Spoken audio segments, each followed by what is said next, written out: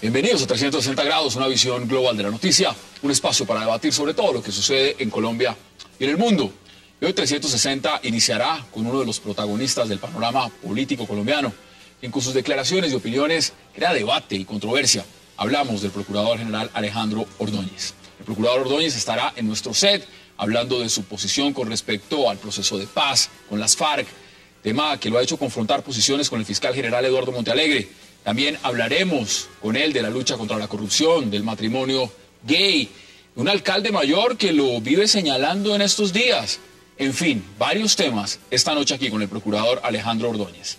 Y nuestro debate de la noche será acerca de la crisis que se vive en Venezuela en estos días, donde el presidente Nicolás Maduro ha prohibido a sus opositores realizar cualquier tipo de marchas en su contra para pedir el reconteo de votos. Ante esta situación, la oposición, Enrique Capriles, suspendió las marchas e insiste en que debe haber un reconteo de votos para aclarar si hubo o no fraude a favor de Nicolás Maduro.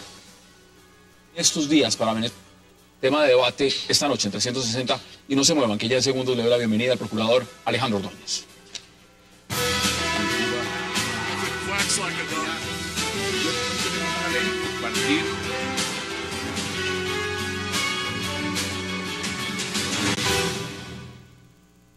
Y qué placer dar la bienvenida esta noche a 360 al Procurador General Alejandro Ordóñez. Señor Procurador, gracias por haber aceptado esta invitación.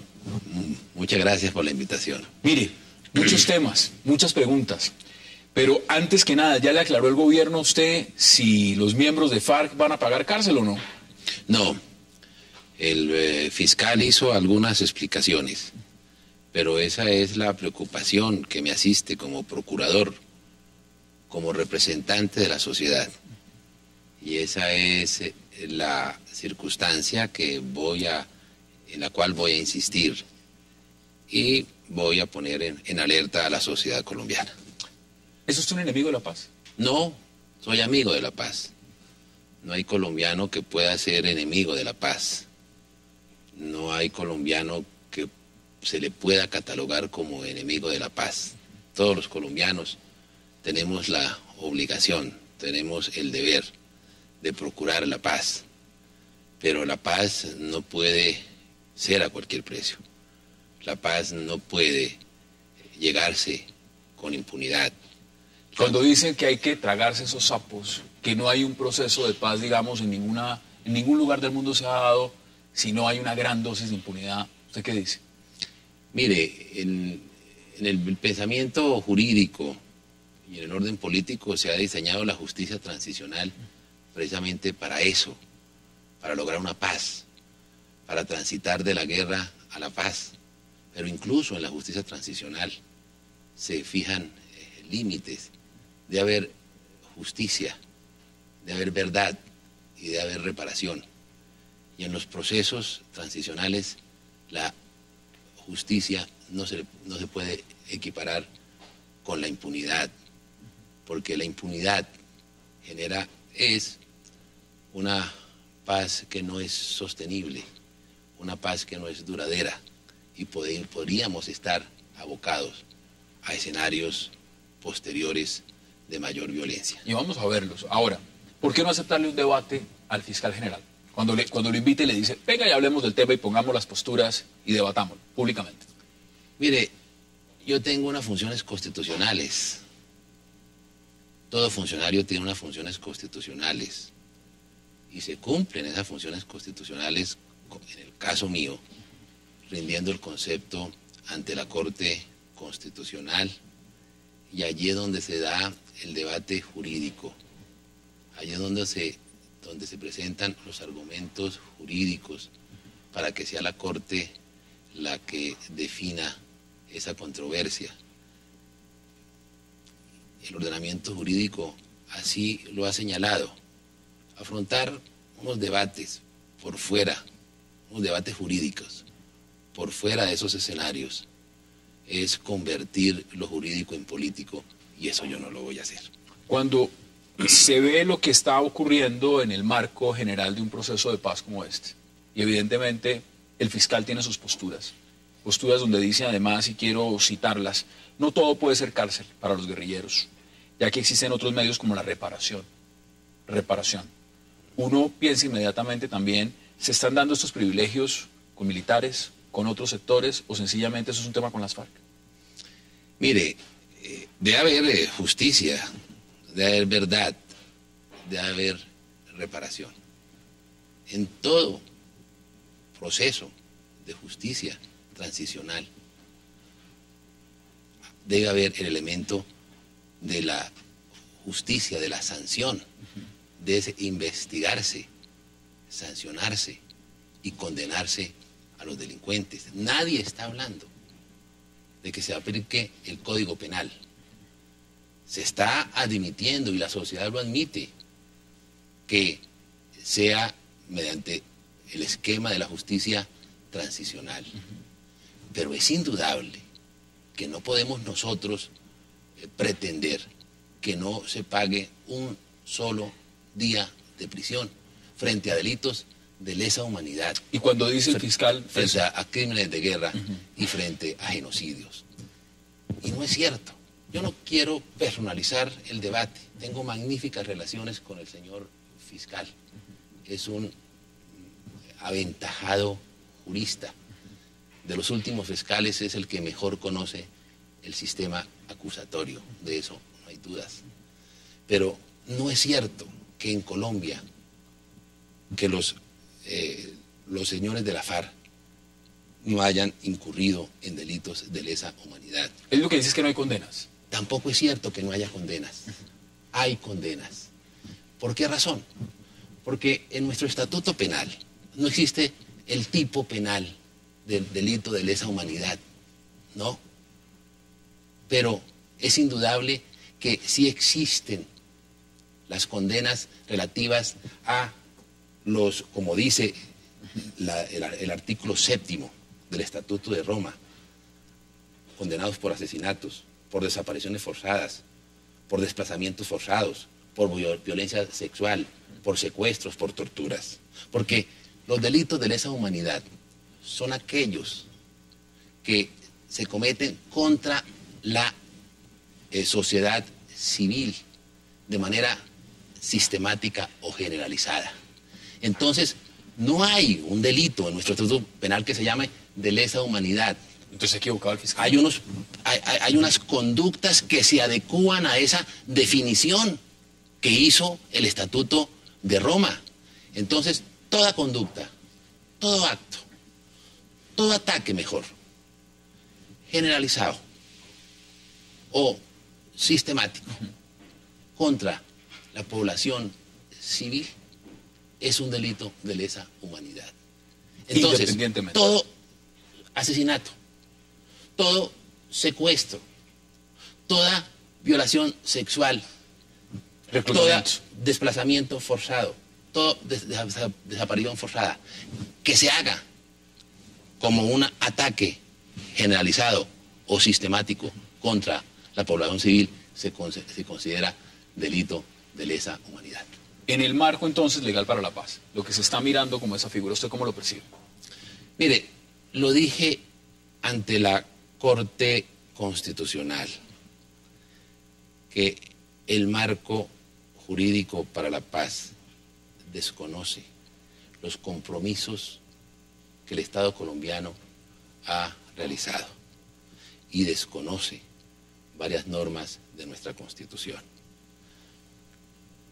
Para que entienda el público, para no convertir esto en un tema jurídico, en un tema exclusivamente jurídico, los dirigentes, los jefes, los máximos responsables de delitos de lesa humanidad, de crímenes de guerra o de genocidios, pueden no pagar un día de cárcel. ¿Cómo está el marco legal para la paz? Como hoy, lo que hoy está el marco legal para la paz. ¿Por qué razón? Porque puede que sean investigados, y seguramente serán investigados, sancionados, condenados, pero pueden ser inmediatamente ser beneficiarios de la suspensión de la ejecución de dicha pena. Es decir, los que atacan el marco legal para la paz y dicen, mire, está lleno de impunidad, tiene un argumento sólido en la posición que usted da, dicen, es totalmente válido decir que aquí el señor Iván Márquez, si se firma un acuerdo de paz, de acuerdo al marco legal para la paz, puede directamente ir al Congreso sin pagar un solo día de cárcel. No puede ir al Congreso. No podría ir al Congreso. Como está el marco jurídico para la paz, no perfectamente podría no pagar un solo día de prisión, ¿sí? Porque se beneficiaría de la suspensión de la ejecución de la condena. Pero tampoco puede ir directamente al Congreso. ¿Por qué razón? El artículo 179 de la Constitución Nacional señala que no podrán ser congresistas quienes en cualquier época hubiesen sido condenados a pena privativa de la libertad. Lo estipula inmediatamente. Lo estipula inmediatamente. Entonces, ni siquiera en esas circunstancias podrían convertirse en congresistas y pretender diseñar las políticas públicas. Para hacerlo se tendría que modificar la Constitución Nacional. Y se está apuntando a eso porque en este momento uno de los puntos de la agenda es participación en política. El gran debate que viene ahora en La Habana es justamente eso, es participación en política y abrir el debate para lo que también ha dicho el fiscal y otros generadores de opinión políticos en Colombia y dicen, las FARC tienen que ir al Congreso. Yo prefiero verlos en el Congreso, dicen muchos, a verlos dando bala en el mundo. Bueno, para hacer eso tienen que modificar la Constitución. Tienen que modificar el artículo 179 de la Constitución, que dice claramente que quienes hayan sufrido condenas privativas, penas privativas de la libertad, no podrán acceder a el Congreso, no podrán ser congresistas. Igualmente, el artículo 122 establece que quienes hayan incurrido en delitos de lesa humanidad tampoco podrán acceder a cargos públicos. Entonces, esas dos normas impiden que en la actualidad puedan acceder a los cargos de representación popular en el Congreso de la República. Voy a retomar una frase que dio usted en un medio de comunicación y dice lo siguiente. Los crímenes de lesa humanidad que se hayan cometido en Colombia después del año 2002, así como los crímenes de guerra que hayan sido perpetrados después del 5 de noviembre del 2009, son competencia de la Corte Penal Internacional. La Corte Penal Internacional en este momento está aquí en Colombia. ¿Ha tenido contacto con ellos? ¿Se ha reunido con ellos? No me he reunido con ellos. Voy a solicitar una audiencia con ellos. Si es necesario, acudiré a la sede de la Corte Penal Internacional, así como al sistema interamericano de derechos humanos. Hay un aspecto que es absolutamente claro. A los estados les obliga, los estados que firmaron el Estatuto de Roma, como Colombia, les obliga, eso está en el preámbulo, a perseguir en su jurisdicción, en su territorio, los delitos, los crímenes internacionales, que son los crímenes internacionales. Por eso se lo pregunto, porque el propio fiscal dice que aquí no hay condenas. Entonces, al Estado le compete eso, es una obligación.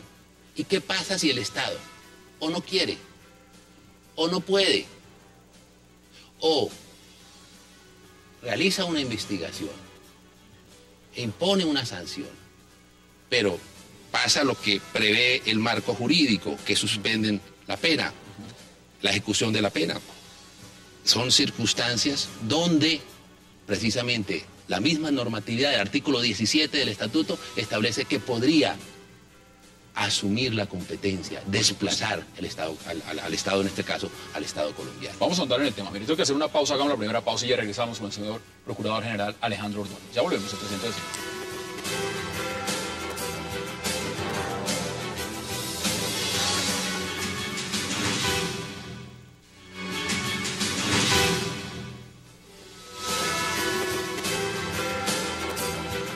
Regresamos a 360 grados con el señor Procurador General Alejandro Ordóñez. Mire, hay varios temas, porque no solamente es la paz lo que se está negociando, también fue la marcha.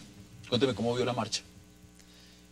Mire, la marcha, a mí me pareció que independientemente del volumen, si fue muy concurrida o menos concurrida en comparación con otras marchas, allí los colombianos, muchos colombianos salieron porque quieren la paz, y porque desean la paz, y porque están hastiados de la violencia, y porque quieren protestar, dijéramos, positivamente. Y en ello, en ese propósito, pues estamos todos los colombianos. Pero una cosa es la paz y otra cosa es el proceso de paz. El proceso se legitima o se deslegitima en la medida que se respete unos mínimos, que se respeten unos derechos y que se respete, si se quiere, la verdad, la justicia y la reparación. Mire, yo tal vez me parece muy oportuno traer a colación entre mis archivos y encontré una declaración de la comisionada, del Alto Comisionado de Naciones Unidas para los Derechos Humanos, la oficina en Colombia, cuando se aprobó la ley 975 del 2005, que fue el proceso de los paramilitares, la ley de justicia y paz.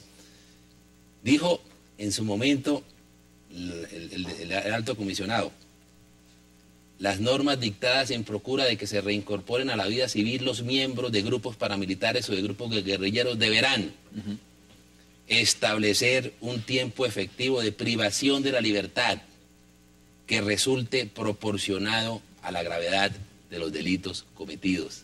Proporcionado. Y al lugar jerárquico que su perpetrador ocupaba dentro de la respectiva organización.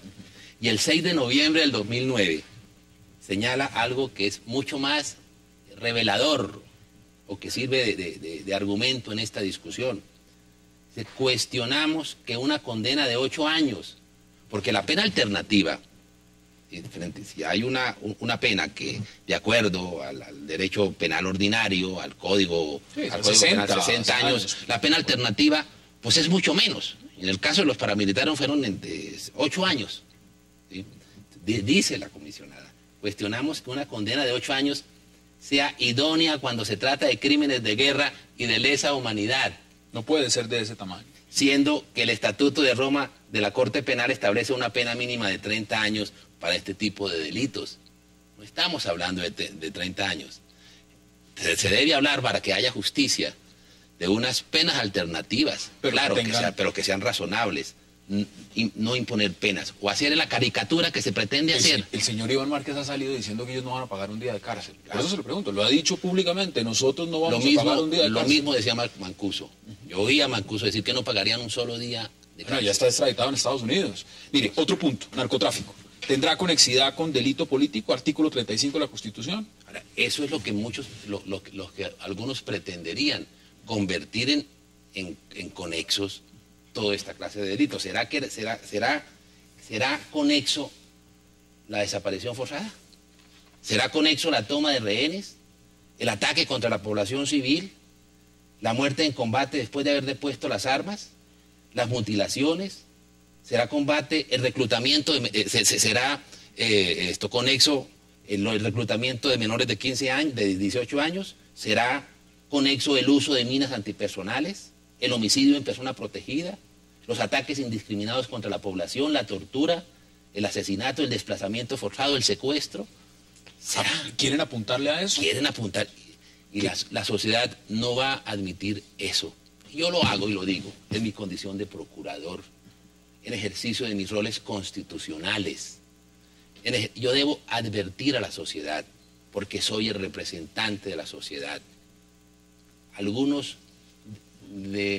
desafortunadamente pretenden decir, para deslegitimar lo que el procurador está diciendo en estos momentos, que es que el procurador es enemigo de la paz. Guerrerista, dicen a cualquiera que se esté oponiendo, digamos también. Cualquiera que se está oponiendo. No, es un tema exclusivamente jurídico y que fundado no solamente en nuestra Constitución, sino en los tratados internacionales. Colombia, por razones políticas, no puede incumplir los compromisos internacionales. Mire, vamos a otro tema, porque aquí también el alcalde Gustavo Petro ha dicho que usted ha abandonado la lucha contra la corrupción. Es decir, que ya ese tema se ha dejado de lado y que la Procuraduría se ha encargado, por ejemplo, de tumbarle sus alfiles. Hablemos de Guillermo Asprilla. ¿Qué dice usted al respecto de esas declaraciones? Mire, yo no voy a entrar en detalle por razones obvias, simplemente no respondiéndole al señor alcalde, que es puede tener infinidad de razones para aseverarlo, puede tener esa percepción. Pero lo que yo sí puedo comentarle a la opinión pública, que en esa materia las investigaciones que se han producido muchos frutos en esa materia del cartel de la contratación en Bogotá, 2 congresistas destituidos. Ahorita hay más concejales que están metidos. Un alcalde que fue igualmente separado del cargo, un contralor, 8 funcionarios del IDU, incluido su directora, y varias investigaciones en curso contra concejales de Bogotá. ¿Eso se seguirá ampliando? Entonces, desde luego, el balance que en la lucha contra la corrupción, no solamente en Bogotá, sino en las diferentes entidades territoriales, ha sido muy fructífera y ha logrado dar golpes sustanciales en defensa del patrimonio público. ¿Qué ha pensado de aspiraciones políticas? Muchos lo ven y dicen, ese procurador es presidenciable. Y a mí me gustaría verlo no solamente en la Procuraduría. Por supuesto tiene grandes críticos, por sus posturas, por sus creencias, por la manera como ejerce su cargo. Pero hay otros que dicen, ahí hay una figura presidenciable. ¿Ha pensado en esa posibilidad? No, mire, yo por ahora soy procurador. Acaba de ser reelecto. Ahí tiene buen rato. Quiero ser un buen procurador. Quiero que la sociedad me recuerde por haber cumplido el deber, por haber luchado contra la corrupción, por haber defendido los derechos fundamentales, por haber defendido el ordenamiento jurídico, por haber realizado con competencia en la función preventiva, por haber defendido las garantías procesales. Yo quiero ser un buen procurador y quiero seguir siendo un buen procurador. Cuando dicen que usted, los conservadores y los cristianos han hecho un bloque de fuerza de contención contra el matrimonio homosexual, ¿usted qué responde? Eso no es cierto. Lo que pasa, ustedes, el país conoce de sobra cuál es la posición jurídica del procurador sobre estos temas. Lo que la Procuraduría ha sostenido públicamente y en privado y en ejercicio de sus funciones y sus competencias, cuando se le ha interrogado sobre el actual proceso de aprobación de una ley que se ha conocido como la ley igualitaria, debo decir lo siguiente. Primero, que la Corte Constitucional, que la sentencia de la Corte Constitucional no ordenó al Congreso legislar sobre el matrimonio del mismo sexo. Lo que ordenó la Corte fue solemnizar la unión entre homosexuales. Que eso es diferente. Que es totalmente diferente. Más aún, en la misma sentencia se habla que no puede haber una analogía, porque hay supuestos diferentes. El matrimonio es el matrimonio entre hombre y mujer. Y se declaró exequible el artículo 113 del Código Civil. Y encontró la Corte, y dice la Corte, que hay un déficit de derechos en esas uniones homosexuales y le solicita al Congreso que legisle para solemnizar esas uniones, pero nunca habla de matrimonio, porque no puede hablar de matrimonio porque el matrimonio es el celebrado entre un hombre y una mujer, está en el artículo 113 de la Constitución. Es el debate. Y no se puede poner a decirle a una sentencia lo que ella no dice. La Corte Constitucional no ha ordenado que se legisle sobre el matrimonio de las parejas del mismo sexo. Lo que ha ordenado es que se legisle, que se cree una institución para solemnizar esa unión. Y en ese sentido, los notarios pues tampoco podrían celebrar esa clase de matrimonios.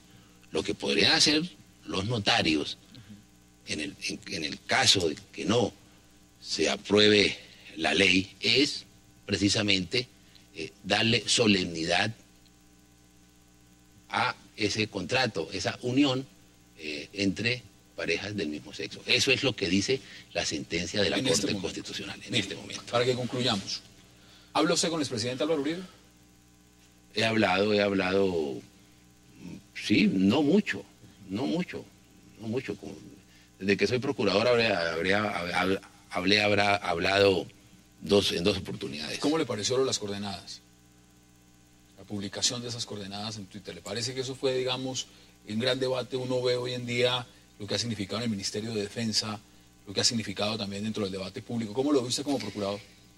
Mire, hay varias cosas. No puedo hacer un juicio porque son circunstancias, son episodios que al parecer están siendo objeto de investigación por parte de las autoridades disciplinarias del ejército colombiano, frente al cual yo tengo un poder preferente en esa materia disciplinaria.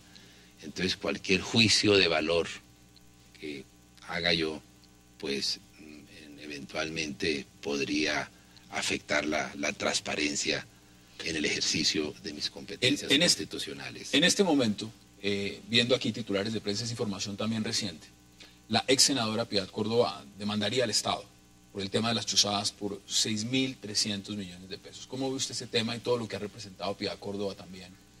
Porque la Procuraduría la destituyó. Y en el marco de lo que puede significar que vuelva a política, ¿eso es viable? Que termine dentro de toda esta configuración, por alguna razón, volviendo al Congreso, ¿eso es posible?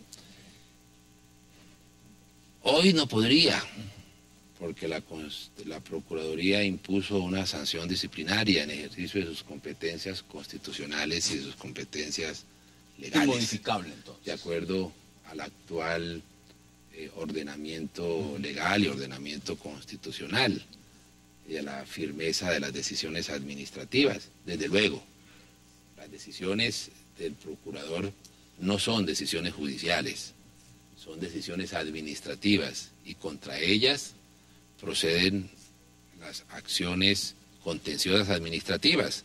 Contra esa decisión se interpuso acción de nulidad y restablecimiento en el Consejo de Estado. Allá se está tramitando, incluso hay una tutela que está por resolverse en la sala plena de la Corte Constitucional. Pues son muchos los temas, señor procurador. Ha sido un verdadero placer tenerlo en 360 grados y esperamos que esta no sea la última vez, porque evidentemente el proceso de paz y muchos temas más siguen avanzando. Gracias por aceptar la invitación. Muchas gracias. Muchas gracias por acompañarnos en este primer bloque, porque lo que viene es el debate acerca de la situación en Venezuela. No se muevan, ya regresamos.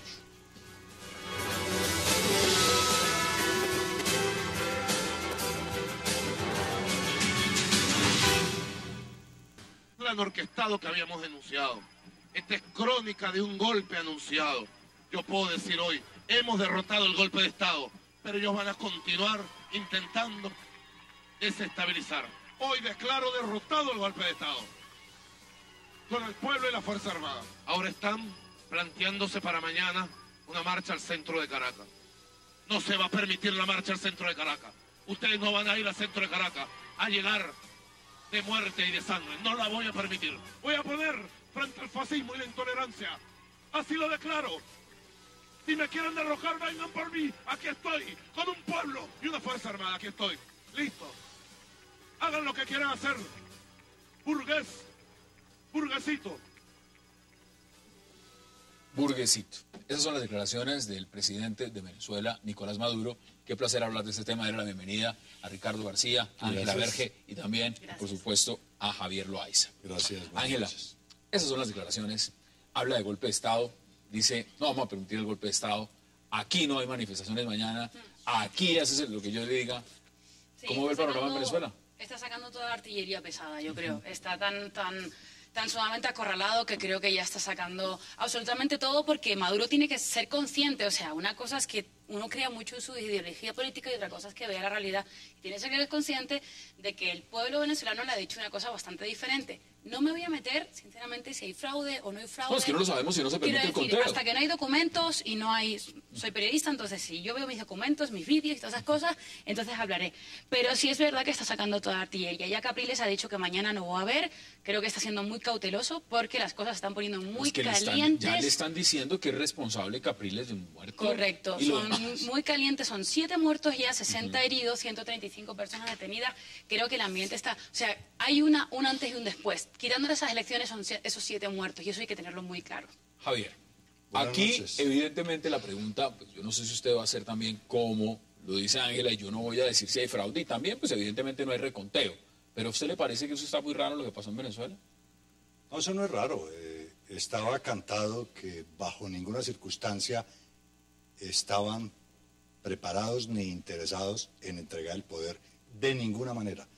Entonces hicieron todo lo que hicieron. Y fraude, claro que hubo fraude. Yo tengo una lista que por supuesto no la voy a leer, pero tengo más de 20 incidencias y hechos que constituyen una flagrante violación de un principio fundamental de la democracia, que es que haya elecciones libres.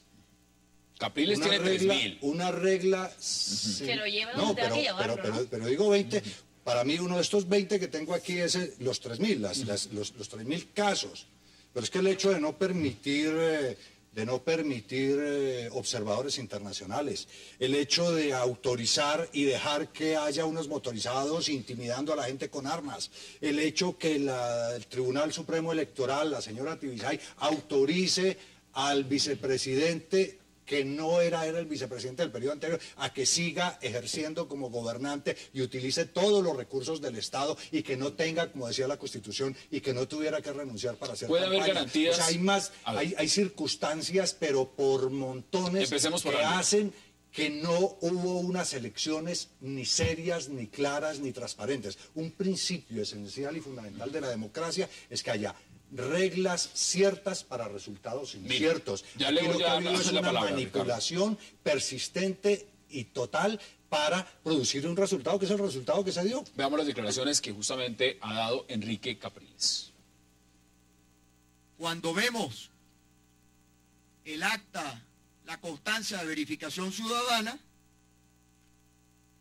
total de votos 717 votos. Total de votos válidos 712, total de votos nulos 5. Total de votos 717. Es decir, más votos aquí de lo que dice el acta de escrutinio. O sea, hay más votos que el número de electores que dice el acta de escrutinio. Cuando usted suma todas estas incidencias, cuando usted ve todo el desarrollo del proceso, ¿ustedes no creen que es democrático, señores de la prensa internacional, que yo como candidato solicite un reconteo de votos? Regresamos, esas son las declaraciones. Y Ricardo, ¿usted cree que se debió dar el reconteo de votos? ¿O ese afán de proclamar a Nicolás Maduro el día de ayer a las carreras, es decir, usted hoy tiene que tener la credencial, cuando había dicho vamos a hacer reconteo, ¿eso qué genera en el ambiente? Hay una situación política que parte de un primer hecho indiscutible, que es el triunfo de Maduro. La democracia es un hecho simbólico porque el pueblo cree que construye soberanía, pero también es un ejercicio aritmético. Toda democracia es después de todo un ejercicio aritmético. El que saque un voto más que el otro gana. Ese fue el gran invento de la democracia para evitar que se fueran a la violencia. Hay un gran dicho. Siempre y cuando sea transparente. Siempre y cuando sea correcta. Porque está hablando en general. Entonces, hay un pensador que dijo, es mejor contar cabezas que cortar cabezas. O sea, mejor que la violencia es un ejercicio aritmético. El que saque un voto más que el otro gana y punto. Aquí no podemos...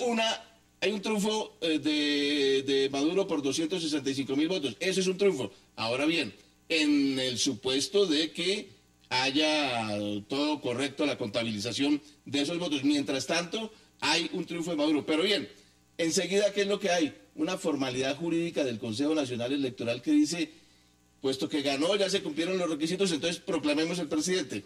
¿Cuándo hay de por medio una petición de reconteo? Pero si, pero si el Consejo Nacional Electoral, si son 5 miembros, ¿cuántos son chavistas? Correcto, pero bueno, dice que hay unas formalidades que es la contabilización automática y luego la auditoría por el 54%. Se cumplen los requisitos, se proclama.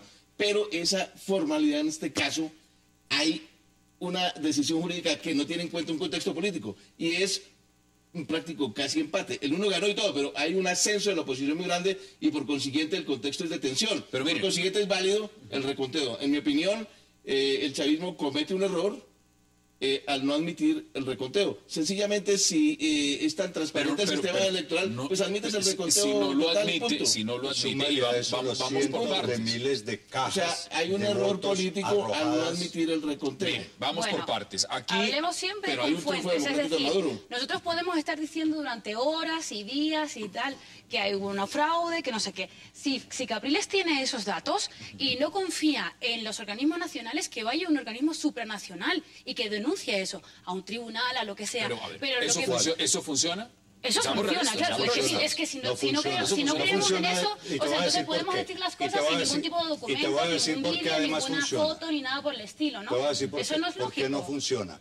Porque se amparan en un principio de soberanía y autodeterminación de los pueblos. Y aquí juega una doble moral, en particular de los países latinoamericanos, donde ustedes resuelvan su problema allá y el que una autoridad cualquiera, así sea cargada como el Tribunal Electoral, el Consejo Electoral, decida y diga lo que sea y pisotee las normas, entonces dicen, no, eso son normas internas y ese es un problema de los venezolanos. A nosotros, mientras nos sigan dando petróleo, no hay ningún problema y los vamos a reconocer. Aquí salieron ya varios países, tengo que ir a la pausa, pero aquí ya salió, por ejemplo, un país como Colombia, inmediatamente dio legitimidad y dijo, el reconteo no me interesa, yo ya reconozco a Nicolás Maduro, ya me contestan ustedes qué opinan al respecto. Hagamos la pausa y ya regresamos aquí en 360 para seguir hablando, por supuesto, de lo que ha sido la elección presidencial en Venezuela.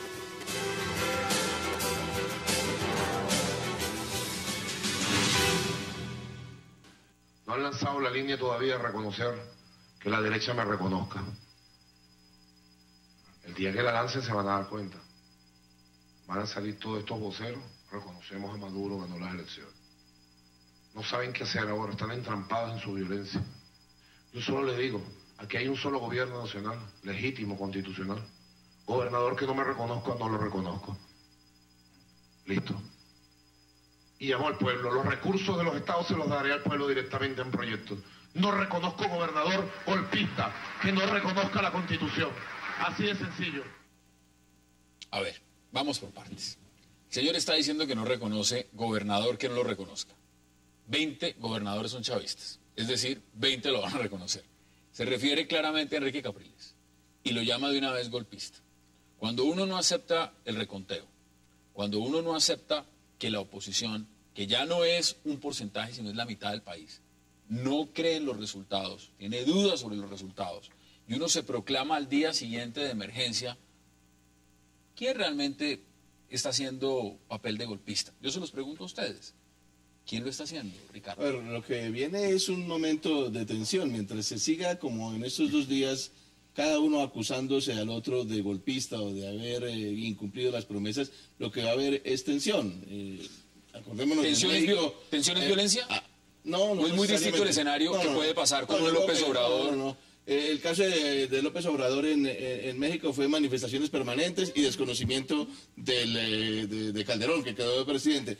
Yo lo que preveo inmediatamente es más o menos parecido a eso, manifestaciones, desconocimiento, y después obviamente tenderá a Pero mire, en México, toleraron, aquí no las van pero a es que en tolerar. México no hay milicias armadas. En México no estamos hablando de una organización donde Pero la las cúpula milicias militar... armadas no son de la oposición, Bueno, precisamente. son del Entonces, gobierno, entonces, son del chavismo. entonces, ¿aquí puede haber violencia? Aquí lo que hay, Sí, sí, ya la ha claro, habido, ¿no? de hecho Sí, la hay. bueno, pero De estamos hecho, hablando de una hecho, violencia cuando venían frescada. las elecciones, los motorizados andaban con tapados la cara, con rojo, disparando y amedrentando a los electores. Ahora, todo esto es un fenómeno de destrucción de la política misma, que es entender el Estado como un botín, y hay que ir por él, y hay que aplastar al adversario, llámese como se llame. Javier, ¿cómo Bajo se explica, a como dé cómo lugar? se explica Entonces, que eso, por fuera haya el reconocimiento internacional cuando hay países que están diciendo un pero momento ¿quiénes? Claro. tiene que haber reconteo En y otros están principio, dándole reconocimiento Y los inmediato? primeros que corren son los amigos del régimen chavista,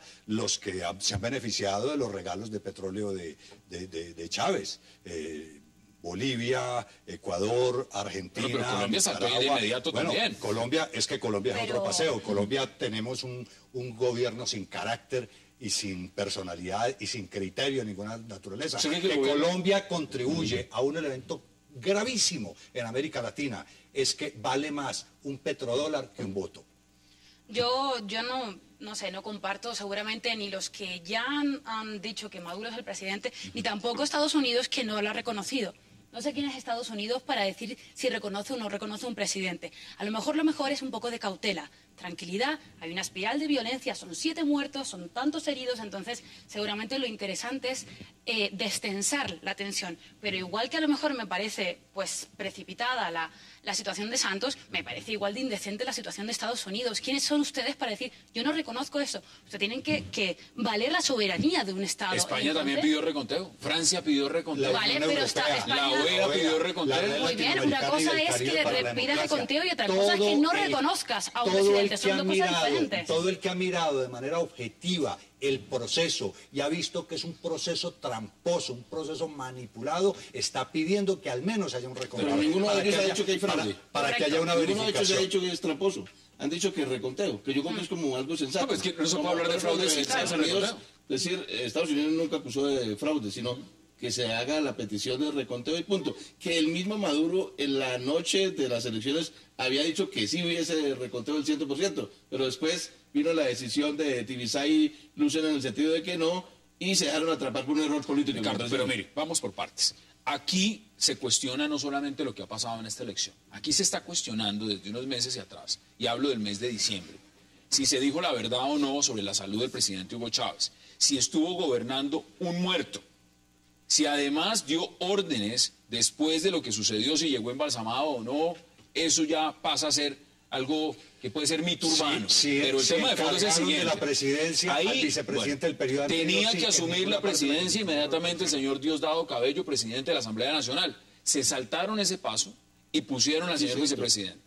Y ahora vemos Que una lo dice elección... la Constitución, no era de un reglamento. Sí, no es un Después de capricho. un triunfo holgado de Chávez. ¿no? Eso, Holgado, es que holgadísimo. puedo decir, un triunfo de, por decirlo de alguna manera, ya de un moribundo. O sea, tuvo un triunfo sin ningún tipo de problema. Entonces, de eso no podemos olvidarnos. No podemos perdón, de eso olvidarnos. No no, moribundo es que- porque engañaron a los venezolanos y le dijeron que Perdona, estaba no hizo, sanado. no hizo No, pero campaña, en el momento de no se elecciones mostró, él no gana fue por 10 pueblo, puntos por pueblo. porcentuales, 55 contra 45%. Ahora bien, ¿qué sucede? Una cosa, muere Chávez y hay un desplazamiento de electores, unos 700.000 electores se calcula, del algunos dicen que 1 chavismo millón. hacia Capriles. Hay un fenómeno nuevo político que es lo que crea la tensión, porque a la polarización anterior, en términos politológicos, a la polarización anterior se agrega un equilibrio de fuerzas miti-miti, lo que hace más inestable la situación realmente. Ahora, veámoslo en la perspectiva, porque esto ya tenemos un presidente, ya dijo que el día viernes 19 se va Va a hacer el a acto de toma. Ujú. toda su posesión. Es decir, ese día se posesión. Y ha dicho claramente, no convoquen a marchas, no convoquen absolutamente nada, aquí nada cacerolazos y mano fuerte con los golpistas, porque está llamando a la oposición golpistas. ¿Qué es Eso lo que- crear un bueno, caldo de cultivo ¿qué es lo que increíble. Es como, a mí me da igual es el como gobierno... la foto que han sacado en Facebook. Una señora, una ancianita con una cacerola golpeando. Y entonces es una burguesa capitalista subversiva y golpista. Y al frente comparada la foto del individuo cubierto el rostro y con una pistola, y ese sí es un defensor de la patria y de la Yo creo revolución. que ese es Demos el... Ya es una conclusiones. manipulación abierta y descarada y un sometimiento a la brava de la oposición. Son 6 años más lo que acaba de ganar, supuestamente, pues ya se posesionó, ya se proclamó, perdón, se posesionó el día viernes. Son 6 años más de chavismo. ¿Qué viene en sus conclusiones? 20 segundos sobre lo que significa todo esto. Uy, eso Aquí es vamos a un- tener tema para mucho rato. Sí, eso Muchísimo es elucubrar. En tal caso de que hayan esos 6 años, imagínate que no hay pues un revocatorio ni nada por el estilo, dentro de 6 años Capriles tendrá 46 años. ¿Y usted ¿Significa? sí le da 6 años a Maduro en el poder? Muchos están diciendo que no es capaz de sinceramente aguantar esos 6 no años. no lo creo porque como hoy he leído muchas en Twitter, creo que ha sido el peor candidato del chavismo que se podía haber elegido. O sea, Maduro es pues eso, es un pelele, no tiene ningún tipo de pasión, ni de política, ni nada por el estilo, y yo creo que... Pero que tiene ni 12 años siquiera- de entrenamiento en Cuba, de un régimen bueno, pero eso no tiene nada que ver, yo creo y que tiene además muchísima- todo el respaldo y todo el apoyo, y no tiene... No tiene todo el apoyo. No tiene todo el la apoyo, ni capacidad tiene de todo el movilizarse. respaldo Ahora, del chavismo, se ha visto en las La elecciones. dificultad de Maduro se llama Diosdado Cabello. Diosdado ya le ha bajado y ha dicho Diosdado que el le va a chavismo decir, necesita... usted un está, cambio. y usted Tampoco está Diosdado porque Cabello yo lo soporto. es que Porque sea usted la persona apenas adecuada, ¿no? sacó Pero- 200, 300.000 voticos o los que fueran de más, y usted está hasta que yo lo soporte. Y se porta bien o mal. Cierre usted este debate, sus conclusiones en 20 El segundos. chavismo ha venido perdiendo desde el 2006. En el 2006 sacó el 62% de la votación. En el 2012 sacó el 55%. Y ahora, obviamente, se acaba el factor Chávez por muerte, por cuestiones naturales, pues por cuestiones extraordinarias. Y ya un sucesor le queda más difícil. Y hay un desplazamiento mayor del chavismo. Diosdado ha dicho la autocrítica. Pero me imagino que ahora habrá una tensión. ¿A qué se llega? ¿Cuál es el horizonte? Hombre, un gobierno de Chávez, un gobierno de Maduro obligado por las circunstancias, con una oposición que tiene la mitad del electorado Sí, a no cambiar más. de política. ¿Usted cree que No ya, sé, usted Juan, cree que, pero usted está obligado cree a que la cambiar. revolución bolivariana Está tiene a partir obligado de a ahora cambiar. fecha de vencimiento? No, tiene los 6 años. Yo no sé si terminará o no, pero de todas maneras hay que prever un horizonte de 6 años de una presidencia. Yo había pronosticado aquí que él ganaba por muy poquitico en este mismo programa, por muy poquitico, y que arrancaba con encuestas muy favorables y que después se achicaba, y que después tenía la posibilidad de perder dentro de 6 años. En 10 segundos, ¿ustedes creen que con esto que pasó en Venezuela igual ganó Capriles? ¿Salió No, Capriles? yo sinceramente creo que ganó Chávez. O sea, Ganó Hugo sinceramente Chávez. creo que ganó ¿Usted cree que ganó Chávez. Capriles? Creo que ganó Capriles, estoy convencido que ganó Capriles y que hubo una manipulación del resultado electoral. Javier Loaiza, gracias por aceptar la invitación. Ricardo García también, por supuesto. Y Ángela Vergé, gracias por aceptar la invitación. A ustedes, gracias por acompañarnos. Nos vemos mañana de nuevo aquí, misma hora, 8 p.m., 360, para seguir debatiendo toda la agenda política de Colombia y del mundo. Es una próxima oportunidad.